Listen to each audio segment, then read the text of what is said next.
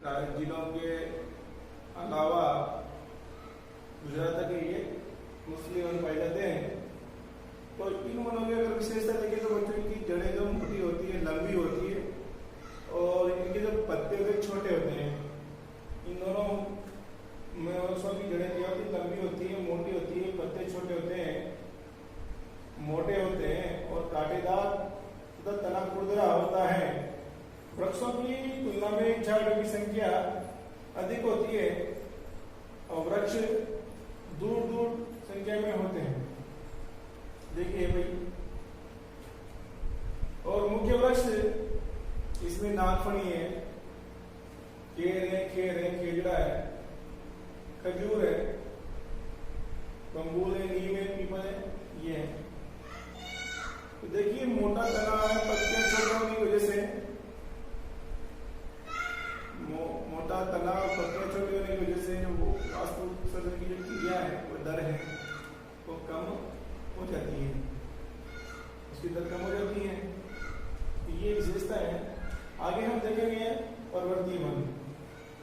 देखिए पर्वतीय जो वन है बच्चों, ये वन पर्वतीय क्षेत्र में पाए जाते हैं जो सदा हरे भरे होते हैं। कैसे होते हैं? हरे भरे होते हैं, क्योंकि जो बर्फ पड़ती है, पानी की आवश्यकता नहीं है।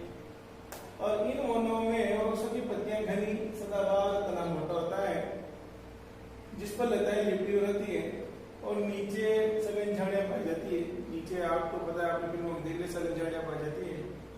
इन वृक्षों की लकड़ी मुलायम होने के कारण कागज की लुगदी बनाई जाती है। वह पैकिंग सामान, छोटे मोटे जो टूटने वाले सामान और पैकिंग के डिब्बे बनाए जाते हैं। प्लाईवुड जो प्लाईवुड लकड़ी है वो बनाई जाती है। तो ये जो है, अगर हम इसमें देखें तो जो मुख्य वजह से कीड़े बच्चों, सनोवर है, देवदार है, चेस्ट नट है, तो ये मुख्य वृक्ष है इसके। अब देखिए बच्चों, जो नेक्स्ट है हमारे जवारी है, मैंग्रोव या दलदली वन। गंगा, ब्रह्मपुत्र, गोदावरी, कृष्णा गोदावरी, जितनी भी नदियां हैं जिनका डेल्टा बनाती है, जो नदियां अपना समुद्र में जल डालती है, जब वो जल डालती है तो उसका मुहाना होता है। तो मुहाने पर हमेशा दलदली भूभाग पाया जाता है। तो देखिए बच्चों, ये जवारी, मैंग्रोव या दलदली वन गंगा, ब्रह्मपुत्र में, गोदावरी में, इन नदियों के डेल्टाओं में पाए जाते हैं।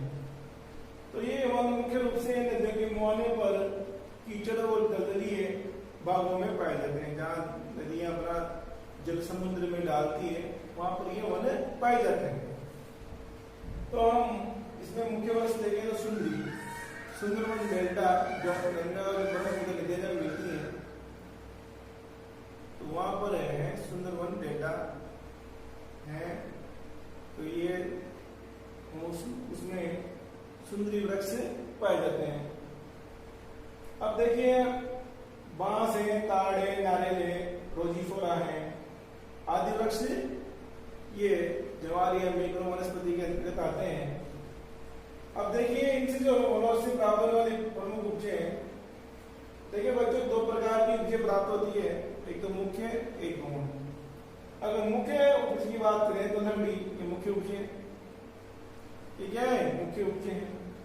शहद, गोंद, प्राकृतिक रेशम, औषधियां, रबड़, गोंद, खत्ता, नाक, तेंदू के पत्ते से बीड़ी बनाई जाती है, ये गौण उपजें। तो लकड़ी क्या है? मुख्य उपजें। अब देखिए बच्चों, वन संसाधन का महत्व, तो हम देखेंगे महत्व तो बच्चों, तो महत्व तो है कि यदि वन नहीं हो तो वर्षा भी नहीं होगी, पूरी भूमि बंजर हो जाएगी। और बंजर भूमि में आपको पता है कैसे लगती है। वन प्राकृतिक वातावरण की गणना है, वनों से प्रतिभा संधार है, और वन जीव जंतु के लिए क्या है? जीवनदायिनी है। वन राष्ट्रीय संपत्ति है। यदि हम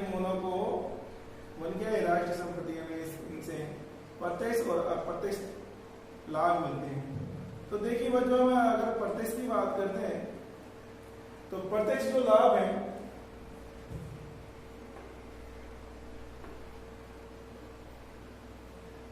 प्रत्यक्ष लाभ तो होते जो आपको दिखता है, और अप्रत्यक्ष लाभ जो आपको दिखता ही नहीं।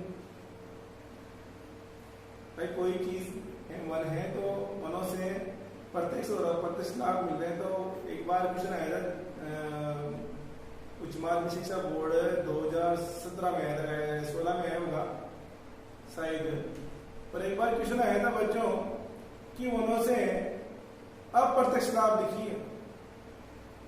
अब बच्चे कंफ्यूज हो गए और क्या लिखे प्रत्यक्ष, तो किसी ने तो प्रत्यक्ष लिख दिए, उल्टे सुल्टे कर दिया। तो बच्चों ध्यान रखना कि प्रत्यक्ष लाभ में तो ये है कि जो हमें दिख रहा है वो तो प्रत्यक्ष लाभ है। जैसे कि भारत राष्ट्रीय आय का 2% मानव संसाधन से प्राप्त होता है। कितना प्रतिशत? 2%। भारत में वन संसाधनों से लाखों व्यक्ति को रोजगार मिल रहा है, प्रत्यक्ष लाभ आपको दिख रहा है। देश के 2.5 करोड़ आदिवासी वनों में निवास कर रहे हैं, ये भी प्रत्यक्ष लाभ है जो उनकी आजीविका का साधन है। नेक्स्ट, उन क्षेत्रों में 5.5 करोड़ पशुचारण की सुविधा प्रदान भी करते हैं, ये प्रत्यक्ष लाभ हो गया। वनों से इमारती और उपयोग में ली जाने वाली लकड़ी प्राप्त होती है, जिससे हम फर्नीचर, कृषि उपकरण, रेल के डिब्बे, जहाज, वनों के ईंधन आदि के लिए लकड़ी प्राप्त करते हैं। यानी कि वनों से हमें लकड़ी प्राप्त होती है, जिससे हम रेल के डिब्बे बनाते हैं, फर्नीचर बनाते हैं, ईंधन मिलता है। तो ये सब चीजें हमें वनों से प्रत्यक्ष रूप से मिल रही है। नेक्स्ट देखें तो वनों से हमें जो कच्चा माल है वो मिल रहा है, जैसे कि कागज उद्योग में है, माचिस उद्योग में है, रेशम उद्योग में है, लाख उद्योग में है, फर्नीचर उद्योग में है, प्लाईवुड उद्योग में है, पैकिंग उद्योग में, रबर उद्योग में है। हम देखेंगे रंग बिरंगे खिलौने के उद्योग में है। तो इन सब में कच्चा माल वनों से मिल रहा है बच्चों। वनों से हमें फल फूल मिल रहा है, प्रत्यक्ष लाभ है। गोंद, बांस, तेल सब कुछ मिल रहा है वनों से, प्रत्यक्ष मिल रहा है। चमड़ा लगने पदार्थ ये, इधर से जड़ी बूटियां मिल रही है वनों से, मिलती है जड़ी बूटियां, तो ये प्रत्यक्ष लाभ है। और मनोरंजन के स्तर भी वन कहीं भी अपन जाते हैं, जैसे मान लीजिएगा अपन गए रणथंभौर अभयारण्य में, वन्य जीव देखने को मिलते हैं। अब देखिए वनों से अप्रत्यक्ष लाभ बच्चों, देखिए इन वनों से वास्तु उत्सर्जन क्रिया द्वारा वायु को आर्द्र बनाकर वर्षा कराने में सहायक होते हैं वन। यानी कि ये वास्तु उत्सर्जन होता है, उससे क्रिया कराकर वायु को आर्द्र बनाते हैं, नमी लाते हैं वायु में और वर्षा कराने में सहायक होते हैं। वन जलवायु को नम बनाते हैं। दिखता है क्या? वे बना रहे हैं, नहीं दिखता ना? और ये अप्रत्यक्ष है, हमें दिखना है पर चल रही है, निरंतर प्रक्रिया चल रही है, तो ये अप्रत्यक्ष लाभ। तो अधिक वर्षा में सहायक है। वनों से जल कर धीमी गति से बहता है, जिसमें भूमि अपरदन और बाढ़ का प्रकोप कम हो जाता है। जैसे मान लीजिएगा कहीं भूमि का कटाव होता है, तो हम वहां पर वन अगर लगा दें तो उससे भूमि अपरदन की जो समस्या है वो खत्म हो जाएगी, तब जो मिट्टी का कटाव है वो भी खत्म हो जाएगा। तो आपको एक बार वन लगाने के बाद थोड़ी पता चलता है कि भाई भूमि बदल, वो मिट्टी को रोके रखते हैं। तो बाढ़ का प्रकोप, जैसे कि सब्जी में टमाटर, हर सब्जी में टमाटर इक्वल है, उसी प्रकार वन, कोई भी चीज वृक्षारोपण लगाना चाहिए, वन लगाना चाहिए। अगर पर्यावरण की बात आ जाए, कोई से भी कारण आओ तो वन तो लगाना ही है। इसके अलावा वन पवन के मार्ग में अवरोध उत्पन्न करते हैं और आंधी प्रचंडता को कम करते हैं। तो मरुस्थल के प्रसार को कम कर दें। जो मरुस्थल का अरावली पर्वतमाला में बहुत सारे वन है, अगर वो अरावली पर्वतमाला नहीं होती और वन नहीं होते ना, तो पश्चिमी राजस्थान का जो जितने भी रेत है वो आज पूर्वी राजस्थान में आ जाती है। भूजल स्तर को ऊंचा उठाते हैं, जो भूमि का जो जल स्तर है उसको ऊंचा उठाते हैं, तो पलाने में इनका बहुत बड़ा योगदान होता है। वनों के भूमि में दबने से दीर्घ काल में खनिज कोयले का निर्माण होता है। इसके अलावा हम अगर वन मिट्टी में मिल जाते हैं तो वो खाद का काम करते हैं, जीवांश। इसके अलावा जैविक संतुलन स्वास्थ्य के प्रतीक होते हैं। वन वायु ध्वनि प्रदूषण को रोकते हैं, ये अप्रत्यक्ष लाभ है। वृक्ष वायुमंडल की कार्बन डाइऑक्साइड को भोजन के रूप में ग्रहण करते हैं और ऑक्सीजन छोड़ते हैं। वन हरितगृह प्रभाव को रोकते हैं। जो विश्व तापन क्षमता है, जो विश्व ग्लोबल वार्मिंग हो रही है, जो हरितगृह प्रभाव दोनों की बर्फ पिघल रही है, इन सबको वन रोकने में बहुत सहायक है। और वनों से ये सारे अप्रत्यक्ष लाभ है। प्रत्यक्ष लाभ लकड़ी मिलती है, जड़ी बूटियां मिलती हैं, ऐसे होता है, सारा होता है, फल मिलते हैं, गोल मिलता है, ये। और अप्रत्यक्ष में अपरदन को रोकते हैं, शीतल हवा देते हैं, वातावरण को स्वच्छ बनाते हैं, ये सारे अप्रत्यक्ष लाभ हैं। अब वनों के विनाश से दुष्प्रभाव, तो बच्चों ये तो टॉपिक अपने गए इसमें दिया नहीं नोट्स में, तो मैं आपको बता दूं कि वनों के विनाश से दुष्प्रभाव क्या क्या हो गए। तो वनों के विनाश से वर्षा की मात्रा कम होकर जलवायु शुष्क होने लगती है।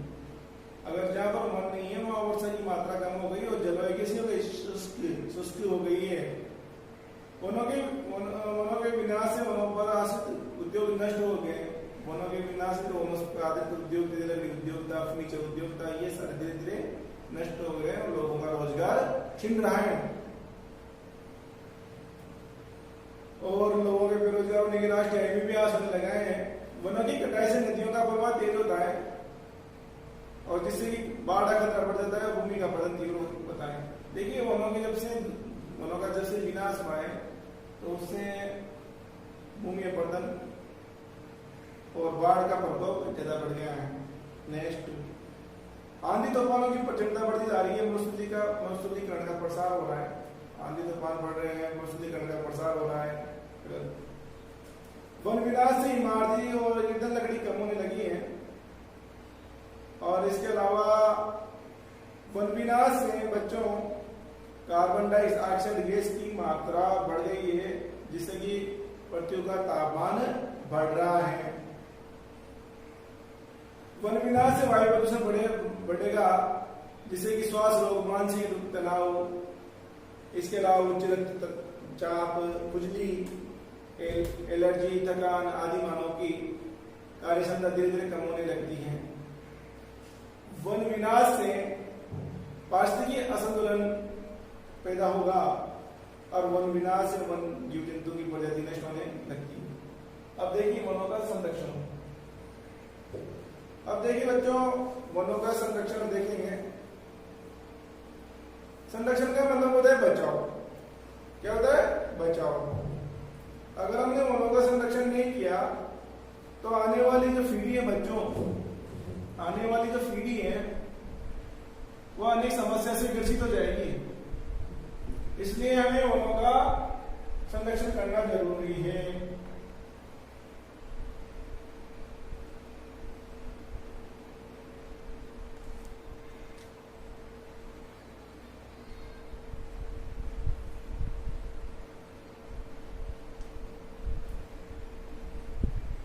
चलिए आगे बढ़ते हैं। तो देश की बढ़ती जनसंख्या, नगरीकरण और औद्योगिकरणों के कारण वन क्षेत्र निरंतर कम होते जा रहे हैं। इसलिए वनों का उसको उठाने का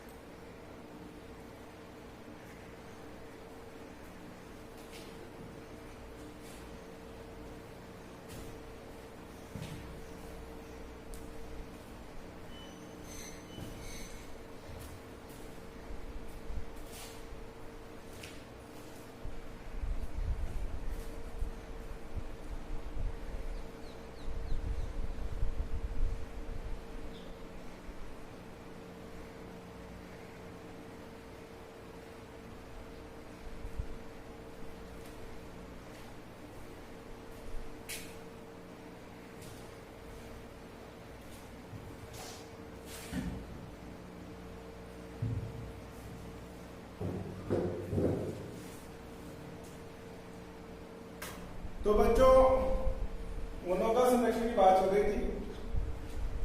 तो संरक्षण है वनों का, बचाव है। तो आने वाली पीढ़ी के लिए हम कैसे वनों का संरक्षण करके जो ये सभ्यता का, हमारी सभ्यता के लिए बहुत, तो देखिए देश की बढ़ती जनसंख्या, नगरीकरण, औद्योगिकरण के कारण वन क्षेत्र का निरंतर कम होते जा रहे हैं, इसलिए वनों का संरक्षण आवश्यक है।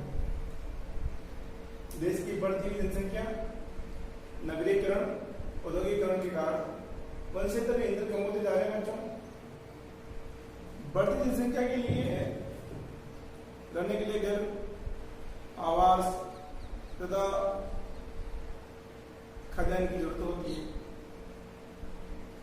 तो बढ़ती जनसंख्या एक समस्या है और इसी वजह से आज ये समस्या की वजह से आज सभी जितने भी संसाधन हैं इस पृथ्वी पर उसका अत्यधिक मात्रा में दोहन होता जा रहा है। तो देश की बढ़ती जनसंख्या, नगरीकरण, औद्योगिकरण के कारण वन क्षेत्र निरंतर कम होते जा रहे हैं बच्चों, इसलिए वनों का संरक्षण आवश्यक है। अशोक का वृक्ष भारत का राष्ट्रीय वृक्ष है। वन के महत्व को अग्नि पुराण में इस कदर से समझाया गया है कि एक वृक्ष 10 पुत्रों के बराबर होता है। अग्नि पुराण है, कितने पुराण है? 108 पुराण है। कितने? 108। इसमें एक अग्नि पुराण है, तो उसमें बताया गया है कि एक वृक्ष 10 पुत्रों के बराबर होता है। बिहार के भागलपुर जिले में दरहरा गांव बेटी और पेड़ संरक्षण के लिए प्रसिद्ध है। वहां पर जो दरहरा गांव है और बेटियों को और पेड़ों को इनके संरक्षण के लिए प्रसिद्ध है। वहां के लोग बहुत जागरूक हैं। आजकल बेटियों की भ्रूण हत्या हो जाती है, तो वो लोग बेटी के लिए अपना सब कुछ न्यौछावर करने को तैयार है।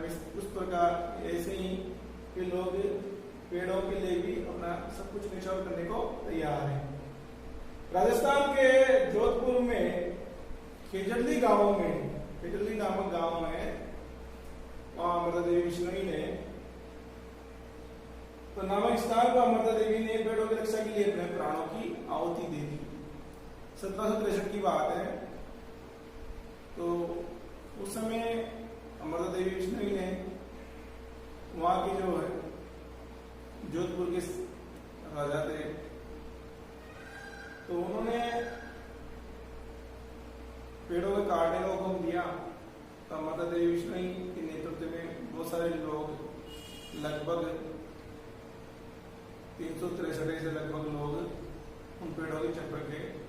जब वो राजा के जोधपुर महाराज के सैनिक आए तो उन्होंने उन पेड़ों के साथ उन लोगों को भी काट दिया। तो ये अमृता देवी ने पेड़ों की रक्षा के लिए अपने प्राणों की आहुति दी। अब देखिए नेक्स्ट देखते हैं मत्स्य संसाधन। जैविक संसाधन में नेक्स्ट है बच्चों मत्स्य संसाधन, मछली संसाधन। देखिए भारतीय अर्थव्यवस्था में मछली पालन एक महत्वपूर्ण व्यवसाय है। भारतीय अर्थव्यवस्था में मछली पालन एक महत्वपूर्ण व्यवसाय है, आपको पता है, जिसमें रोजगार की अपार संभावना है। भारत में 1800 प्रजातियों की मछलियां पाई जाती है और भारत विश्व में मछली का चीन के बाद दूसरा बड़ा उत्पादक देश है। इसीलिए तो चीन को भारत घटकता है, दूसरा बड़ा उत्पादक देश है चीन के बाद विश्व में। क्योंकि भारत के पास जैसी भौगोलिक स्थिति है वैसे बहुत से देशों की नहीं है। तीनों ओर प्रायद्वीपीय भारत, तीनों ओर से पानी से घिरा हुआ है, इसलिए प्रायद्वीपीय भारत। उत्तर में ठंडी जलवायु है, तो ऐसा जो भौगोलिक स्थिति रहने वाली वजह से भारत की, इसलिए चीन को आंखों में खटकता है। तो भारतीय अर्थव्यवस्था में मछली पालन एक महत्वपूर्ण व्यवसाय है, जिसमें रोजगार के पास संभावना है बच्चों।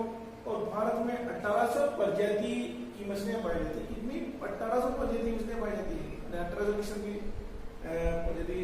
और विश्व में भारत चीन के बाद दूसरा बड़ा मछली उत्पादक देश है। ध्यान रखना, भारत में मत्स्य पालन योग्य संभव क्षेत्र में केवल 25% भाग पर ही मछलियां पकड़ी जाती है, यानी कि जो संभव क्षेत्र है उसमें से 25% भाग वाली मछलियां पकड़ी जाती है, अगर पूरे में पकड़ ले तो चेन को पीछे छोड़ दे। तो भारतीय मत्स्य पालन योग्य संभव क्षेत्र के केवल 25% भाग पर ही मछलियां पकड़ी जाती है। यहाँ कुल मत्स्य पालन का 60% महासागरों से, यहाँ पर कुल मत्स्य पालन का 60% महासागरों से तथा 40% आंतरिक जलाशय से प्राप्त होता है। आंतरिक जलाशय का मतलब होता है नदियों से, झीलों से, तालाबों से, इनसे प्राप्त होता है। महासागरों से प्राप्त होने वाली कुल मछलियों का, अब देखिए, महासागरों से प्राप्त होने वाली कुल मछलियों का 70%